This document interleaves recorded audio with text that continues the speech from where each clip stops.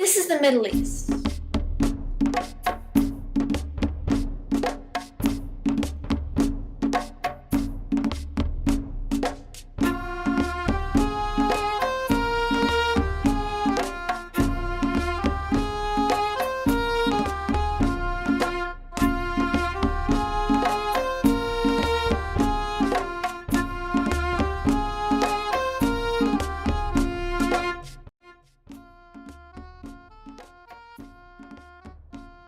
Like any other region, the Middle East is defined only by what we're going to study. Some places only consider the Middle East as far east as Iran, but will add Afghanistan, Balochistan, and go as far east as Pakistan.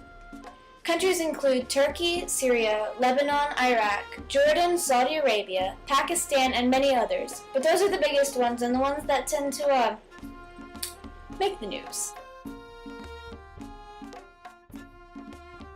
Middle Eastern climate can be anything from a hot, dry desert that we think of, arid, to cool winters with mild summers, Mediterranean. The Middle East gets its Mediterranean climate because the western part of its coast lies on the, wait for it, Mediterranean Sea. The most popular religion in the Middle East is Islam, highlighted in green. There are two, I hesitate to call them, denominations of Islam, Sunni and Shiite, also known as Shia. The light green is the Sunni, and the dark green is the Shia. There are also small groups of Judaism in orange and Christianity in pink.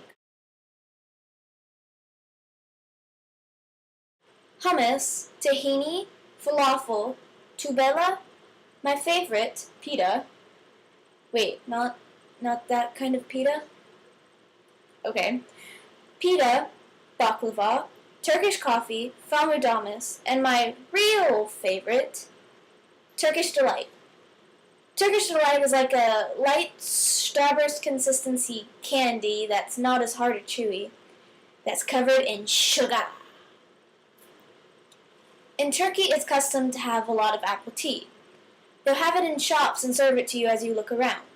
When I was in Istanbul, I'm pretty sure I gained about 5 pounds in apple tea alone. Apple tea there is no Lipton. The main ethnic groups there are Persian, Azeri, Galaki, Kurdish, Arab, Assyrian, and Israeli. There have been a lot of mixing of ethnic groups in different countries due to the unrest in the past 30 to 40 years. The main languages there are Arabic, Farsi, Turkish, Kurdish, Pashto, and Dari. Wa alaikum salam. Salam. Marhaba. Salah.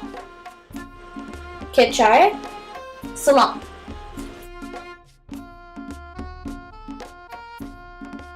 You've probably seen the scarf that many women wear on their head. That scarf's called a hijab.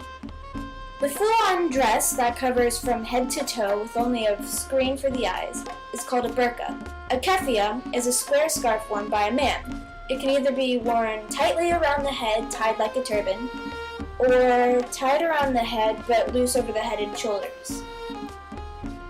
A niqab is a veil that's connected to the hijab that covers everything below the eyes. The history of the area starts out with the Kingdom of Egypt from 1450 to 1070 BC. The Hittite Empire started in 1340 BC, and the Kingdom of Israel started in 1050 BC. The Assyrian Empire took over in 721 BC, leaving only a small part of Israel. The Babylonian Empire came about in 600 BC. But the Persian Empire took over most of that 50 years later. In 336 BC, the Macedonian Empire took over. The Roman Empire took over the entire Mediterranean coast, including parts of the Middle East in 0 AD BC. But then it split, and in 565 AD, the Byzantine Empire ruled most of the Mediterranean coast and the Middle East. In 610 AD, the Assinidad Empire ruled pretty much all of the Middle East. Then the Caliphate, the Seljuk in 1100 AD, the Crusader kingdoms in 1140 AD, the Saladin Empire in 1147 AD,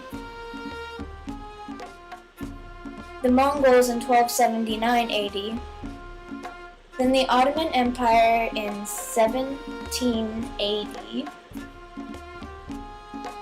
then European colonialism started in 1912, then borders were established 8 years later. Israel was founded in 1948, only 3 years after World War II. An independence was declared in various places from 1922 to 1971.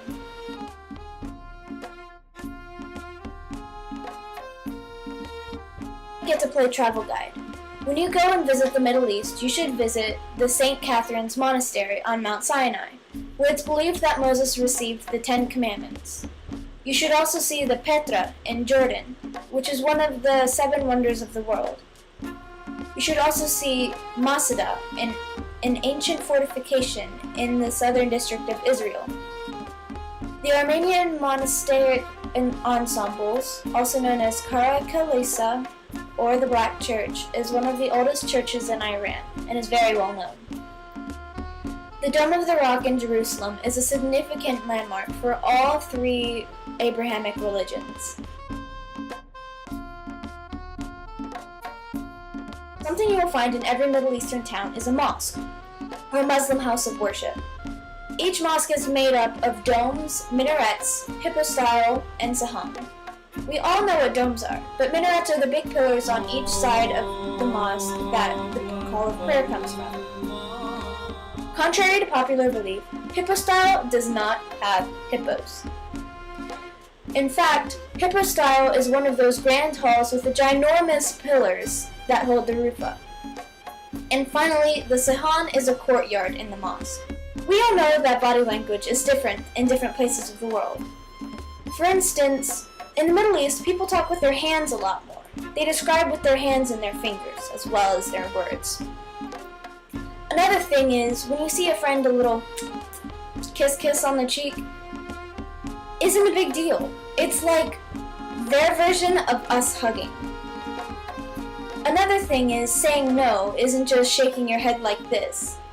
It's more of a snapping your head back motion. I'm not Middle Eastern, I can't really do it, but that's how it's done there. Another thing is biting your finger like this. That's sort of a rude gesture if you don't like someone. My guess is it's along the lines of sticking your tongue out. Thank you for watching. I hope you learned a lot. Thank you and you're welcome. Bye!